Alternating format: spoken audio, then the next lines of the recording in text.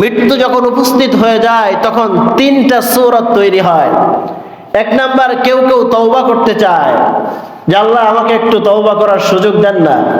হাত্তা ইযা জা আহাদাকুমুল মাউত, যখন কারোর কাছে মৃত্যু চলে আসে সে বলে ক্বালা রাব্বিরজিউনি, আমাকে একটুখানি সুযোগ দেন, লাআল্লি আ'মালু সালিহান ফীমা তারাকতু, যাতে করে ছেড়ে আসা দুনিয়ায় আমি একটু নেক আমল করতে পারি। আমার আল্লাহ বলেন কাল্লা, না না না, ইন্নাহা কালিমাতুন হুয়া কাইলুহা, এটা একটা কথার কথা। কারণ তারা আমি 10 বছর হায়াত দিছি, ইবাদত বন্দেগী করে নাই। 20 বছর হায়াত দিছি, ইবাদত বন্দেগী করে নাই। 30 বছর হায়াত দিলাম, ইবাদত বন্দেগী করে নাই। 35 থেকে 40 বছরে তার কাছে মৃত্যুর চিঠি এক একটা করে পাঠাইলাম। কিছুদিন পরে তার মাথার কিছু চুল পাকায় দিলাম, পাকায় দিয়ে বুঝাইলাম তোমার মৃত্যু কিন্তু কাছাকাছি, তবু ইবাদত বন্দেগী করে নাই। কিছুদিন পরে তার সুন্দর টকবকে চেহারার চামড়াগুলো লুজ করে দিয়ে বুঝাইলাম তোমার মৃত্যু কিন্তু কাছাকাছি, ইবাদত বন্দেগী করে নাই। তার কিছুদিন পরে তার মাজার শক্তিটা একটু কমায় মাজা বাঁকায় দিলাম, তারপরে ইবাদত বন্দেগী করে নাই। কিছুদিন পরে হাঁটুর জোর কমায় দিলাম, তারপরে ইবাদত বন্দেগী করে নাই। কিছুদিন পরে খাদ্য চাহিদা কমায় দিলাম, তারপরেও ইবাদত বন্দেগী করে নাই। তার কিছুদিন পরে বিছানায় ফেলে দিলাম, ইবাদত বন্দেগী করে নাই। তার কিছুদিন পরে হাতের শক্তিটাও কমায় দিলাম, কোনো কিছু ধইরে খাইতে পারে না, তারপরেও বান্দা ইবাদত বন্দেগী করে নাই। আর এখন মৃত্যু যখন তার দুয়ারে টক টক করে কড়া নাড়ে, তখন সে বলে ক্বালা রাব্বিরজিউনি, আমাকে একটু সুযোগ দেন, লাআল্লি আ'মালু সালিহা, আমি একটু নেক আমল করি। আমার আল্লাহ বলেন কাল্লা, না না না, ইন্নাহা কালিমাতুন হুয়া কাইলুহা, এটা একটা কথার কথা মাত্র। এত জীবন দিলাম, এত চিঠি পাঠাইলাম, এত সতর্ক করলাম, এরপরেও যখন ইবাদত বন্দেগী করে নাই, ওকে যদি আর সুযোগ দেওয়া হয় তবুও সে ইবাদত বন্দেগী করবে না। মহান আল্লাহ পাক রব্বুল আলামিনের দরবারে লাখো কোটি শুকরিয়া যে আল্লাহ পাক রব্বুল আলামিন আপনাকে আমাকে ভালোবেসে মহব্বত করে পবিত্র জুমার দিন জুমার নামাজের উদ্দেশ্যে মসজিদে আসার, বসার এবং গুরুত্বপূর্ণ আলোচনা শোনার তৌফিক দান করেছেন। এজন্য সকলেই অন্তরের অন্তরস্থল থেকে শুকরিয়া আদায় করি আলহামদুলিল্লাহ। আল্লাহ পাক রব্বুল আলামিন আমাদেরকে সৃষ্টি করার পর অগণিত নিয়ামত রাজি দ্বারা উনি আমাদেরকে ভরে দিয়েছেন। এর মধ্যে সবচেয়ে বড় নিয়ামত, সবচেয়ে বড় দৌলত যে আল্লাহ পাক রব্বুল আলামিন আপনাকে আমাকে বিনা দরখাস্তে, বিনা চাওয়ায় মুসলমান হিসেবে কবুল ও মঞ্জুর করেছেন। এজন্য আবারও শুকরিয়া আদায় করি আলহামদুলিল্লাহ। পৃথিবীতে আল্লাহ পাক রব্বুল আলামিন যত মাখলুকাত সৃষ্টি করেছেন, সব মাখলুকাতের একটা শেষ আছে। একদিন না একদিন সেটা শেষ হয়ে যায়। চিরকাল কোনো মাখলুক পৃথিবীতে থাকে নাই, থাকবেও না। প্রত্যেকের শেষের এক একটা নমুনা আছে। আল্লাহ পাক রব্বুল আলামিন যে মানুষ সৃষ্টি করেছেন, এরও একটা শেষ আছে। আর মানুষের সৃষ্টির শুরু এবং শেষের নমুনা হলো মৃত্যু। একটা মানুষের কাছে যখন মৃত্যু এসে কর নাড়ে, তারপর ওই মানুষের সব শেষ হয়ে যায়। দুনিয়ার জিন্দেগিতে আর কোনো কিছু করার তার কোনো সুযোগ থাকে না। সে গুনাহ করুক আর ভালো কাজ করুক, যে অবস্থায় থাকুক না কেন, মৃত্যুবরণের পরে সবকিছুই ক্ষান্ত হয়ে যায়। ওই মানুষের দ্বারা আর কোনো কার্যক্রম, কোনো আমল, কোনো ভালো কাজ, কোনো খারাপ কাজ, কোনোটাই চলে না। তো মানুষ যেহেতু আল্লাহ পাক রব্বুল আলামিন সৃষ্টি করেছেন, হায়াত যেহেতু আল্লাহ পাক রব্বুল আলামিন দিয়েছেন, তো মৃত্যু আল্লাহ পাক রব্বুল আলামিন অবশ্যই অবশ্যই দিবেন। আজ হোক কাল হোক মানুষ মারা যাবে। আল্লাহ পাক রব্বুল আলামিন বলেন আমি জীবনও সৃষ্টি করেছি, আমি মরণও সৃষ্টি করেছি।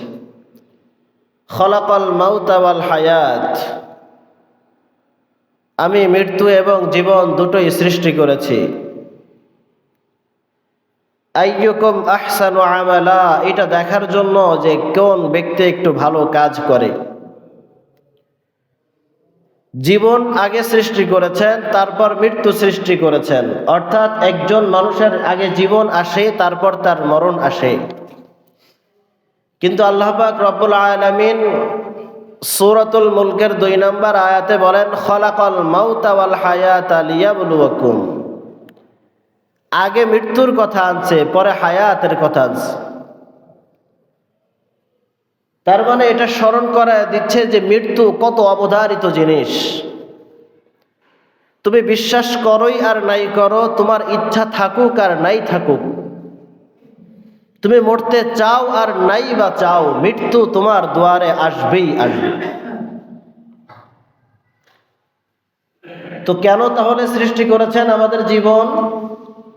বলে লিয়াবলুয়াকুম আইয়ুকুম আহসানু আমালা, কোন ব্যক্তি ভালো আমল করে এটা দেখার জন্য। তাহলে বোঝা গেল যে মৃত্যু আমার আসবেই আসবে। তামাম দুনিয়ার মধ্যে বিভিন্ন ধর্মের মানুষ আছে, আবার এক ধরনের মানুষ আছে যারা দুনিয়ার কোনো কিছুতেই বিশ্বাস করে না। ধর্ম বলতে কোনো কিছু বিশ্বাস করে না, তারা ভাবে যে সব কিছুই প্রকৃতি, এমনি এমনি হয়। আল্লাহ যে একজন আছেন সৃষ্টিকর্তা, এটাও তারা বিশ্বাস করে না। তো আল্লাহকে অস্বীকার করার মতো লোক দুনিয়াতে অনেক আছে, কিন্তু মৃত্যুকে অস্বীকার করার মতো লোক একটা লোক দুনিয়ায় নাই। আছে? আল্লাহকে অস্বীকার করে, ধর্মকে অস্বীকার করে, নবীকে অস্বীকার করে, কোরআন অস্বীকার করে, সব কিছু অস্বীকার করতে পারে, কিন্তু মৃত্যুকে কেউ অস্বীকার করতে পারে। এমনকি মানুষ বাদে যে সমস্ত প্রাণী আছে, যাদেরকে আল্লাহ বিবেক দেয় নাই, বুদ্ধি দেয় নাই, তারাও মৃত্যুকে বিশ্বাস করে, তারাও মরণকে ভয় পায়। আপনি আগুন জ্বালায় দেবেন, গরু ছেড়ে দিবেন, দেখবেন সে আগুনের দিকে যাবে না, কারণ সে জানে ওখানে আমার মৃত্যু নিশ্চিত। আপনি একটা হিংস্র বাঘের সামনে গরুকে ছেড়ে দিবেন, সে সেখানে যাবে না, কারণ সে জানে যে আমার মৃত্যু নিশ্চিত ওখানে গেলে।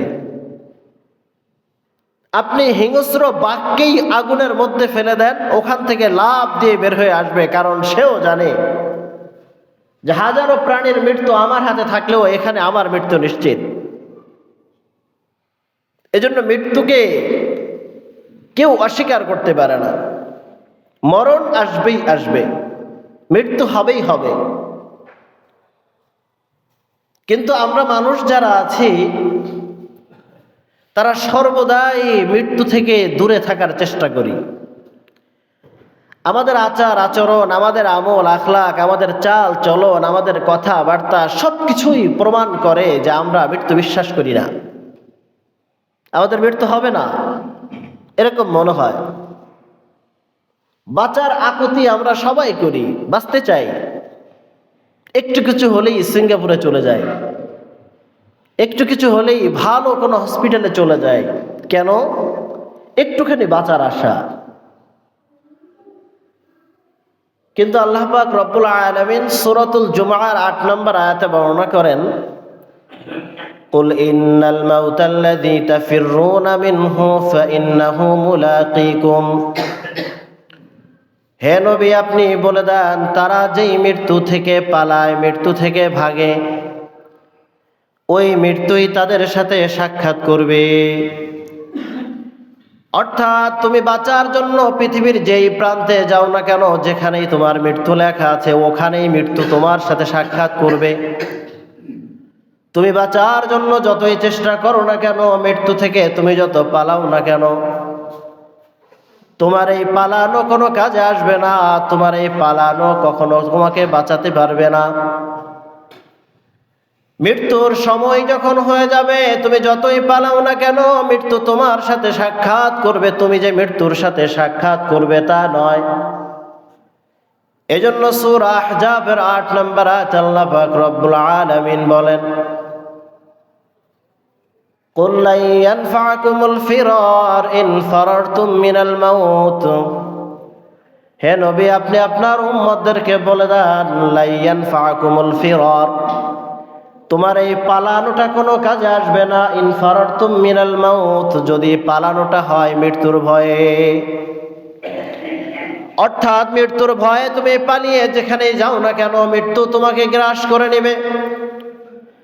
মৃত্যুর ভয়ে তুমি বাহিরে যাও না, মৃত্যুর ভয়ে তুমি করুণার জন্য ঘরে দরজা লাগায় দিছো যে আমি মরতে চাই না। মৃত্যুর ভয়ে তুমি দরজা লাগায় দিছো যেন কোনো শত্রু তোমার উপর আক্রমণ না করে। মৃত্যুর ভয় তুমি দরজা লাগায় দিছো যেন কোনো হিংস্র প্রাণী তোমার উপরে আক্রমণ না করে, তোমার মরণ যেন না আসে। কিন্তু মনে রাখবা, মৃত্যুর ভয়ে তুমি যেখানেই পালাও না কেন, লা ইয়ানফাকুমুল ফিরার, তোমার এই পালানো কোনো কাজে আসবে না। যতই পালাই কেউ মৃত্যু থেকে বাঁচতে পারবে। দুনিয়ার বুকে বাঁচার জন্য সবাই চেষ্টা করে। কেউ যদি মনে করে যে আমি প্রধানমন্ত্রী হয়ে গেছি, প্রেসিডেন্ট হয়ে গেছি, আমি হাই সিকিউরিটি লাগিয়েছি, আমাকে কেউ মারতে পারবে না, তাহলে সেটা ভুল। আপনি পাকিস্তানের প্রধানমন্ত্রী বেনজির ভুট্টো বলেন, জিয়াউর রহমান বলেন, ভারতের প্রধানমন্ত্রী রাজীব গান্ধী, ইন্দিরা গান্ধী বলেন, বাংলাদেশের প্রধানমন্ত্রী বঙ্গবন্ধু শেখ মুজিবুর রহমান বলেন, আর জিয়াউর রহমান বলেন, প্রত্যেকেই তো একটা সুরক্ষিত দুর্গের ভিতরে আশ্রয় নিয়েছিল যেন কেউ আক্রমণ করতে না পারে। সিকিউরিটি লাগিয়েছে, আবার স্পেশাল সিকিউরিটি লাগিয়েছে।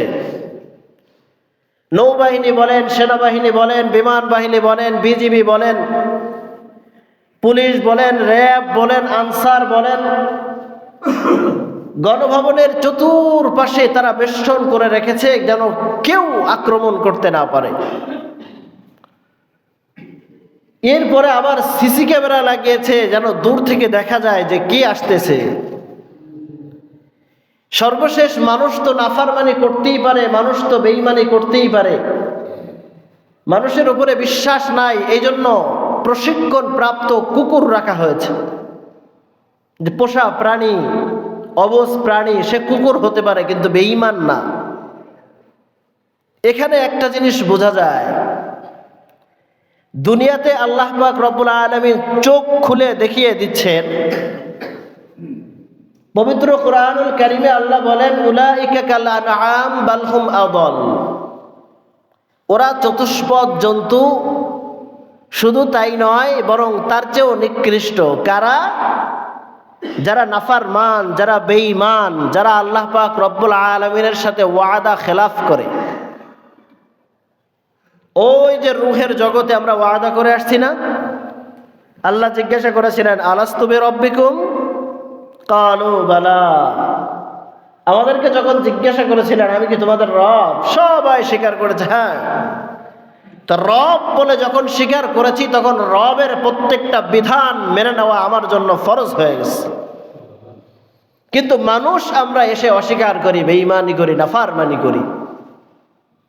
তো আল্লাহ বলেন, যারা নাফরমান, যারা বেঈমান, তারা চতুষ্পদ জন্তু, শুধু তাই নয় বালহুম আদল, বরং তার চেয়েও নিকৃষ্ট।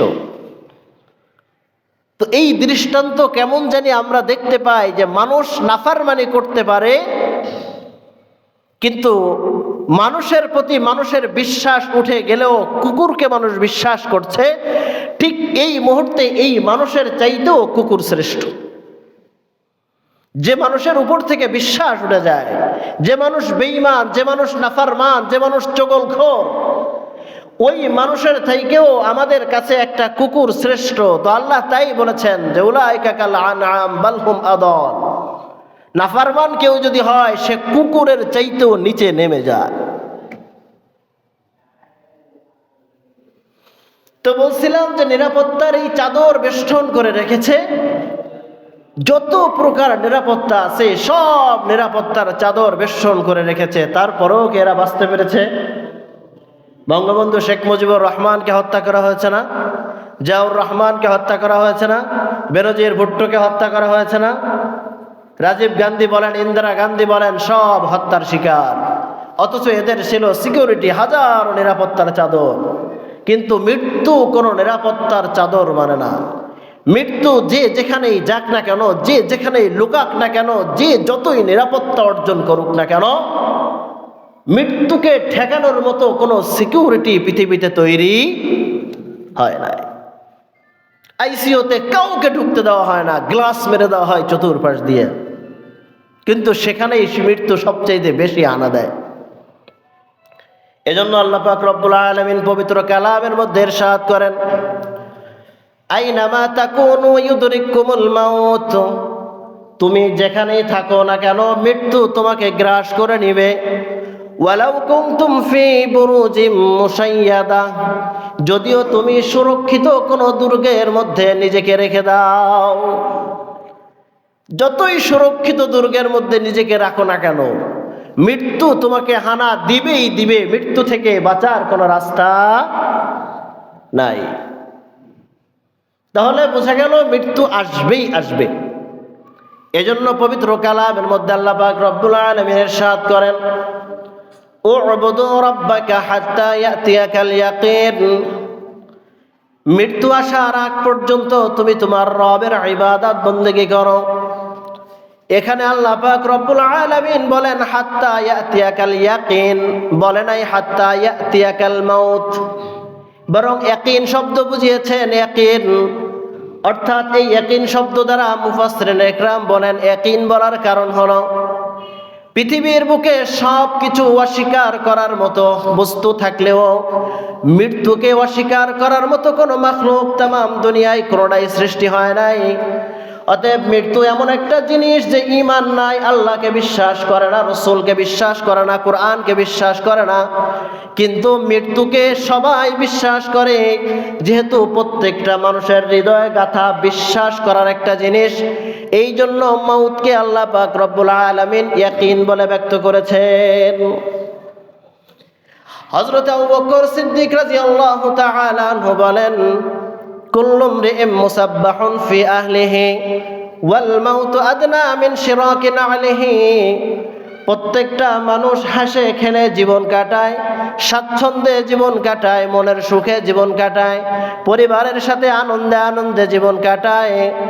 ওয়াল মাউতু আদনা মিন শিরাকি না'লিহি, অথচ ওই মানুষটা এটা জানে না যে মৃত্যু তাকে জুতার ফিতার মতো আঁকড়ে ধরে আছে। জুতার ফিতা যেমন পাটাকে গ্রাস করে রাখে, একে ছুটতে দেয় না, মৃত্যু ঠিক ওইভাবে ওত পেতে আছে। আবু বকর রাদিয়াল্লাহু তাআলা আনহু বলেন যে প্রত্যেকটা মানুষ পরিবারের সাথে হেসে খেলে সময় কাটায়, কিন্তু হঠাৎ তার দুয়ারে মৃত্যু এসে যায়। এই যে 2 দিন আগে আমাদের শফিকুল ইসলাম শফি ভাই মারা গেলেন, এখনো পর্যন্ত তার বাবা বেঁচে আছে, একটাই সন্তান। আফসোস করে বলতেছিলেন আমার একটাই সন্তান, কিন্তু দুনিয়া থেকে আমাকে রেখেই চলে গেল। আজকে কোথায় বাবার লাশটা সন্তানের কাঁধে উঠবে সেটা না, বরং সন্তানের লাশ বাবার কাঁধে উঠে গেছে। এজন্য মৃত্যু যখন তখন হানা দিতে পারে, মৃত্যু থেকে বাঁচার কোনো উপায় নাই।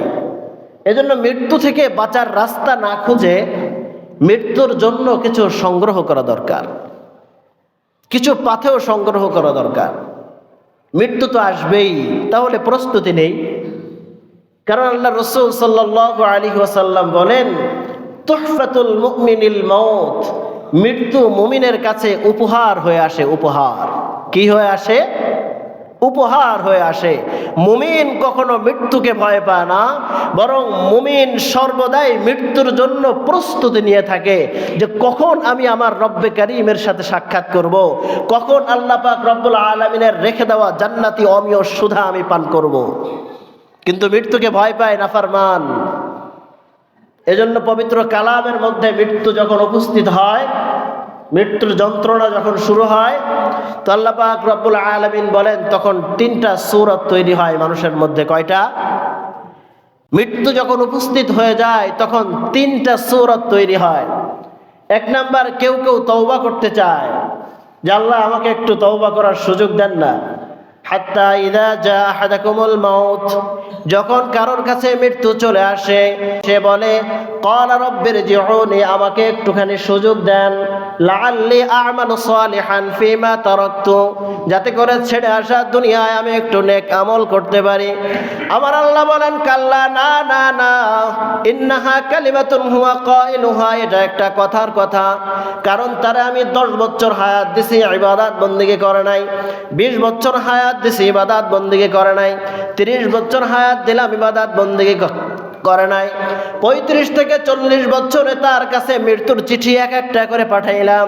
কিছুদিন পরে তার মাথার কিছু চুল পাকা দিলাম, পাকা দিয়ে বুঝাইলাম তোমার মৃত্যু কিন্তু কাছাকাছি, তবু ইবাদত বন্দেগী করে নাই। কিছুদিন পরে তার সুন্দর টকবকে চেহারার চামড়াগুলো লুজ করে দিয়ে বুঝাইলাম তোমার মৃত্যু কিন্তু কাছাকাছি, ইবাদত বন্দেগী করে নাই। তার কিছুদিন পরে তার মাজার শক্তিটা একটু কমায় মাজা বাঁকা দিলাম, তারপরে ইবাদত বন্দেগী করে নাই। কিছুদিন পরে হাঁটুর জোর কমা দিলাম, তারপরে ইবাদত বন্দেগী করে নাই। কিছুদিন পরে খাদ্য চাহিদা কমা দিলাম, তারপরেও ইবাদত বন্দেগী করে নাই। তার কিছুদিন পরে বিছানায় ফেলে দিলাম, ইবাদত বন্দেগী করে নাই। তার কিছুদিন পরে হাতের শক্তিটাও কমা দিলাম, কোনো কিছু ধইরে খাইতে পারে না, তারপরেও বান্দা ইবাদত বন্দেগী করে নাই। আর এখন মৃত্যু যখন তার দুয়ারে টক টক করে কড়া নাড়ে, তখন সে বলে ক্বালা রাব্বিরজিউনি, আমাকে একটু সুযোগ দেন, লাআল্লি আ'মালু সালিহা, আমি একটু নেক আমল করি। আমার আল্লাহ বলেন কাল্লা, না না না, ইন্নাহা কালিমাতুন হুয়া কাইলুহা, এটা একটা কথার কথা মাত্র। এত জীবন দিলাম, এত চিঠি পাঠাইলাম, এত সতর্ক করলাম, এরপরেও যখন ইবাদত বন্দেগী করে নাই, ওকে যদি আর সুযোগ দেওয়া হয় তবুও সে ইবাদত বন্দেগী করবে না। এক নাম্বার চিত্র, মৃত্যু আসলেই বলে আমাকে একটু সুযোগ দেন, আমি একটু ইবাদত বন্দেগী করে আসি। অথচ আমাদেরকে সর্বহালাতে আল্লাহ বুঝায়া দিতেছে, চোখের সামনে দিয়ে মানুষ মৃত্যুবরণ করতেছে করতেছে করতেছে। আমার চাইতেও কত ছোট মানুষকে নিজে হাতে কবরে রেখে আসতেছি, তবুও আকল হচ্ছে না যে আমারও মরা লাগবে। হইতেছে 2 নাম্বার সূরাত, মানুষ তওবা করতে চায়, মানুষ তওবা করতে চায়, অথচ আল্লাহ পাক রব্বুল আলামিন বলেন ওয়ালাইসাতিত তাওবাতু লিল্লাযিনা ইয়ামালুনাস সাইয়্যাত, গুনাহ চলমান অবস্থায় কোনো তওবা কবুল হয় না। এই বান্দার মৃত্যু এসে গেছে, তবুও বান্দা গুনাহ ছাড়ে নাই। যখনই মৃত্যু তার গ্রাস করে নিচে হাজির হয়ে গেছে, ক্বালা ইন্নী তুবতুল আন, তখন বলে ওগো আল্লাহ আমি এখন তওবা করলাম। আল্লাহ পাক রব্বুল আলামিন বলেন ওয়ালাল্লাযিনা ইয়ামুতুনা ওয়া হুম কুফফার, এই বান্দাদের তওবা মৃত্যুর আগ মুহূর্তে কবুল হবে না, বরং এরা কাফের হয়ে মারা যাবে। নাউজুবিল্লাহ। তওবা কখন? মৃত্যুর আগে আগে। মৃত্যু এসে গেছে, এখন আমি তওবা করতে চাচ্ছি, মৃত্যু হাজির হয়ে গেছে, এখন তওবা করতে যাচ্ছি। মনে রাখবো এই সময় তওবা গ্রহণযোগ্য নয়। তওবা তখন গ্রহণযোগ্য যখন গুনাহ করার সক্ষমতা থাকে। এখনো পর্যন্ত আমার শক্তি আছে, সামর্থ্য আছে, চাইলেই গুনাহ করতে পারি।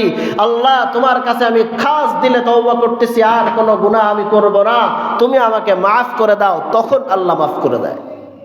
কিন্তু আর শক্তি নাই, আজরাইল হাজির হয়ে গেছে, সামনে দাঁড়ায় গেছে, নিচে পা একদম আসমান পর্যন্ত মাথা, বিকট এক বিকৃতি আওয়াজ করে তারপরে সামনে হাজির হয়ে যায়। তবুও ওই সময় যদি আমরা তওবা করি তো আল্লাহ পাক রব্বুল আলামিন বলেন ওয়ালাল্লাযিনা ইয়ামুতুনা ওয়া হুম কুফফার, এই সময় তাদের তওবা কবুল হয় না, বরং এই সময় যদি তওবা করে তবুও এটা কাজ হয় না, কাফের হয়ে মারা যায়।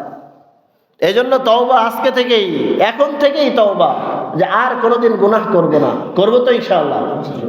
3 নাম্বার সূরাত, মানুষের যখন মৃত্যু এসে যায়, ধন সম্পদওয়ালা মানুষ, টাকা পয়সাওয়ালা মানুষ, অনেক টাকা পয়সা আল্লাহ পাক রব্বুল আলামিন দিয়েছে, তখন সে চিন্তা করে যে এখন একটু দান সদকা করলে ভালো হইতো। একদম মৃত্যু দরজায় ঠক ঠক করে কড়া নাড়ছে এই সময়। আমার আল্লাহ পাক রব্বুল আলামিন পবিত্র কালামের মধ্যে ইরশাদ করেন ওয়া আনফিকু মিম্মা রাযাকনাকুম মিন ক্বাবলি আন ইয়াতিয়া আহাদাকুমুল মাউত, তোমাদের কারোর কাছে মৃত্যু আসার আগে আগে আমি যা দিয়েছি তাই থেকে তোমরা দান করো। ফায়াকুলু রব্বি লাউলা আখরতানি ইলা আজালিন করিব, যখন মৃত্যু কারোর দুয়ারে এসে কটকট করে কড়া নাড়ে, তখন সে আবেদন করে লাউলা আখরতানি ইলা আজালিন করিব, ওগো আল্লাহ আমাকে একটু সুযোগ দাও, ফাসাদ্দাকা, আমি একটু সদকা করব, ওয়া আকুম মিনাস সালিহিন, এবং নেককার হয়ে যাব। কি বলে? মৃত্যু দুয়ারে এসে গেছে, এই সময় বলতেছে লাউলা আখরতানি ইলা আজালিন করিব, একটু সময় কি আমাকে দেওয়া যায়? কি কারণ? সময় কি করবা?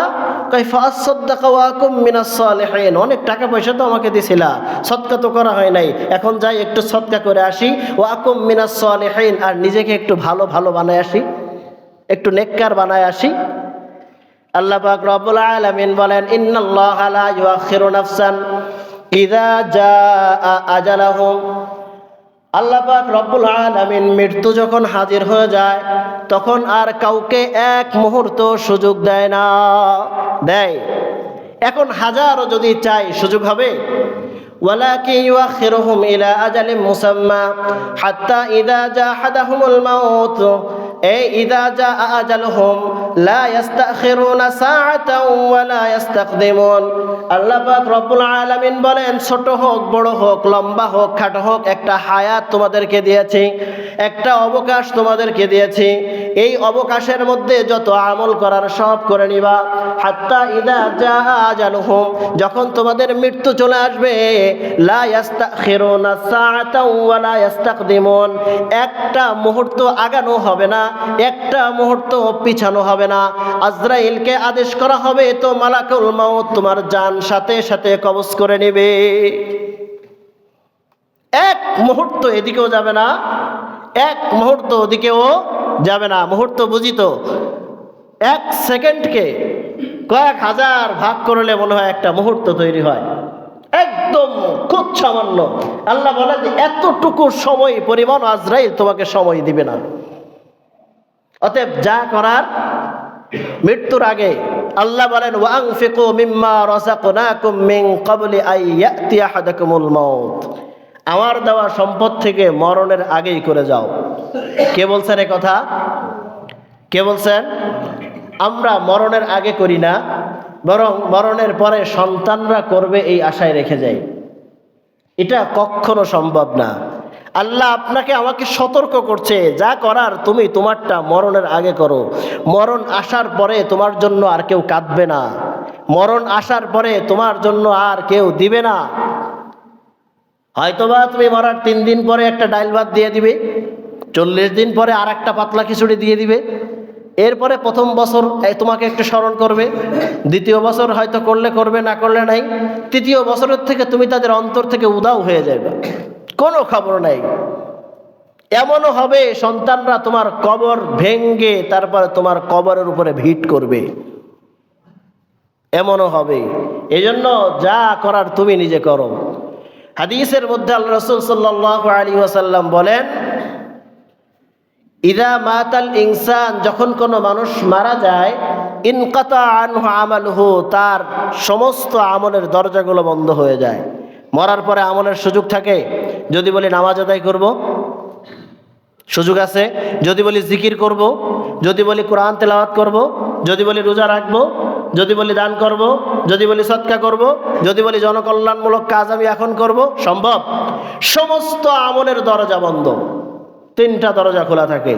1 নাম্বার, ওয়ালাদুন সালেহ, নেক সন্তান যদি দুনিয়ায় রাখা যায় তো ইয়াদউ লাহু, তাহলে ওই নেক সন্তান তোমার জন্য দোয়া করবে। 2 নাম্বার, ইলমুন ইনতাফাউ বিহিন নাস, এমন জ্ঞান তুমি অর্জন করেছো যেই জ্ঞান দ্বারা মানুষ উপকৃত হয়। কোরআন শিখেছো তো আরো কিছু মানুষ কোরআন শিখছে, ওখান থেকে আরো কিছু মানুষ শিখছে, ওখান থেকে আরো কিছু মানুষ শিখছে। এই জ্ঞান যদি কেউ অর্জন করতে পারো, যেটা মানুষের কাজে লাগে, উপকারে আসে, কোরআন এবং হাদিসের জ্ঞান, তাহলে মৃত্যুর পরে এটা কাজে লাগবে। 3 নাম্বার, সাদকাতুন জারিয়া, সাদকা জারিয়ার কাজ যদি কেউ করে যেতে পারো, তাহলে তোমার মৃত্যুর পরেও এটা তোমার কি লাগবে? কাজে লাগবে। মসজিদে 1 ব্যাগ সিমেন্ট দিয়েছিলাম, আমি মারা গেছি, কিন্তু আমি মারা যাওয়ার পরেও 100 বছর পর্যন্ত এই মসজিদ টিকে ছিল। 100 বছর পর্যন্ত যত লোক এই মসজিদে সিজদা করবে, আল্লাহ পাক রব্বুল আলামিন একটা সওয়াবের একটা অংশ আমার আমলনামায় লিখতে থাকবেন। যত মানুষ ইতিকাফ করবে আমলনামায় চলে যাবে, যত তাবলীগের লোক মসজিদে আসবে মেহনত করবে সব আমলনামায় চলে যাবে, যত লাইলাতুল কদরে মানুষ ইবাদত করবে সব আমলনামায় চলে যাবে, লাইলাতুল বরাতে ইবাদত করবে সব আমলনামায় চলে যাবে, এখানে দ্বীন শিক্ষার মজলিস কায়েম হবে সব আমলনামায় চলে যাবে। এক কথা, মসজিদের মধ্যে যত প্রকার নেকের কাজ করা হবে, রব্বে করিমের সন্তুষ্টির কাজ করা হবে, আর যত সওয়াব আল্লাহ পাক রব্বুল আলামিন ওই বান্দাকে দিবে, ওই সমপরিমাণ সওয়াব আল্লাহ পাক রব্বুল আলামিন ওই দাতার আমলনামায়ও দিয়ে দিবেন। এটাকে সদকায়ে জারিয়া বলে। এমন কাজ করে যাওয়া যেটা একদম মরণের পরেও কাজে লাগে, কারণ মরার পরে আপনার আমার জন্য কেউ করবে এটা খুব কঠিন।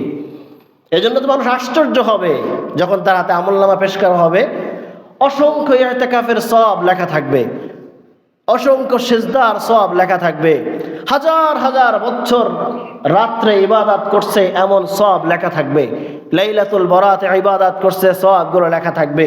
তো আজীব হয়ে প্রশ্ন করবে, ওগো আল্লাহ, আমি তো এটা করি নাই, আমি তো হায়াতের মধ্যে এত সময় পাই নাই, আমি তো গুনাহগার বান্দা ছিলাম, 30 বছর 40 বছর 50 বছর পর্যন্ত তোমার নাফরমানি করেছি, এরপর তোমার দয়া এবং রহমতে একটু হেদায়েতের কাজ পেয়ে আমি কি করেছি, একটা অল্প কিছু আমল দুনিয়ার ভিতরে করতে পেরেছি, কিন্তু এরকম হাজার হাজার বছর তো আমি ইবাদত করি নাই, আমি তো ইতিকাফে জীবনে কখনো বসি নাই, আমি তো দাওয়াত ও তাবলীগের মেহনতে জীবনে কখনো যাই নাই, কিন্তু আমার আমলনামায় এত লেখা কেন? ওই সময় আল্লাহ স্মরণ করা দিবে, ওই যে মসজিদের ভিতরে একটু শ্রম দিয়েছিলে, ওই যে মসজিদের ওয়ালে একটু পানি দিয়েছিলে, ওই যে মসজিদে 1 ব্যাগ সিমেন্ট দিয়েছিলে, ওই যে মসজিদের কাজের জন্য একটা বাঁশ দিয়েছিলে, ওই মসজিদ তুমি মৃত্যুর পরেও 100 বছর 200 বছর 300 বছর পর্যন্ত টিকেছিল, আর এই 200-300 বছর পর্যন্ত কিয়ামত পর্যন্ত যদি থাকে, যত লোক ইবাদত বন্দেগী মসজিদে করছে ওইটার সব তোমার আমলনামায় লিখে দেওয়া হয়েছে। পারবো তো ইনশাআল্লাহ? শরীক হইতে পারবো তো ইনশাআল্লাহ? কখন পারবো? মরণের আগে না পরে? আল্লাহ কি বলেন? মরণের আগে করব না পরে করব? যে আমরা রেখে যাই সন্তানরা দিবে, তাই আপনার রেখে যাওয়া সম্পত্তি তো আপনার পাপের কারণ হবে, কারণ এটা নিয়েই তারা মারামারি করবে, এটা নিয়েই তারা অবিচার শুরু করবে, বড় ভাই ছোট ভাইকে ঠকাবে, ভাই বোনকে ঠকাবে, বড় বোন ভাইকে ঠকাবে। আপনার রেখে যাওয়া সম্পত্তি এটা আরো আপনার আযাবের কারণ হয়ে দাঁড়াবে। এই জন্য বেঁচে থাকাকালীন দুনিয়াতে যা করা যায় আমি যা করব তাই। আমার বাবা প্রায় বলেন, পিঠ নিজের হাতে চুলকাও, পরের হাতে চুলকায় কি নাই, মজা নাই। পিঠ চুলকাইলে আরেকজনকে কইলে কোথায় দেয়? 10 বার চুলকাইলে ওই জায়গায় পর্যন্ত যায় না যেখানে চুলকায়, যায়। তো আপনি আমি আরেকজনের আশা করতেছি যে ও আমার জন্য সদকা করবে, দান করবে, এটা করে দিবে, সেটা করে দিবে না। আল্লাহ বলেন মরণের আগেই করো, যা করার কি করো, মরণের আগেই করো। আল্লাহ পাক রব্বুল আলামিন আমাদের সামনে একটা এরকম সুযোগ মিলাইয়া দিছে। আমরা মসজিদের নিচতলার কাজ মোটামুটি শেষ, এখন উপরের তলার কাজ ধরেছি। তো একটা সুযোগ যে তুমি এখানে কি হয়ে যাও, শরীক হয়ে যাও। মা বোনদের জন্য একটা সুযোগ যে তোমরা এখানে শরীক হয়ে যাও। আল্লাহ রাসূল সাল্লাল্লাহু আলাইহি ওয়াসাল্লাম মেরাজের রাত্রে যেয়ে দেখে যে অনেক মানুষ জাহান্নামী, এর মধ্যে নারীর সংখ্যা বেশি। তো নারীরা জিজ্ঞাসা করছে, ইয়া রাসূলুল্লাহ, নারীরা কেন বেশি? বলে 2টা কারণে নারীরা বেশি। একটা হলো এরা অনেক অনেক অভিশাপ দেয় মানুষকে, কথায় কথায় অভিশাপ দেয়। আরেকটা হলো কথায় কথায় স্বামীকে অকৃতজ্ঞতা করে, স্বামীর কৃতজ্ঞতা থেকে তারা ভুলে যায়, এই জন্য তারা বেশি জাহান্নামী। তো আল্লাহ রাসূলের কাছে নারীরা জিজ্ঞাসা করে, ইয়া রাসূলুল্লাহ, তাহলে আমাদের করণীয় কি? বলে ফাসাদদাকু, তোমরা বেশি বেশি সদকা দাও, বেশি বেশি দান করো, তাহলে এটা থেকে তোমাদের কেটে যাবে। এজন্য বেশি বেশি দান করা।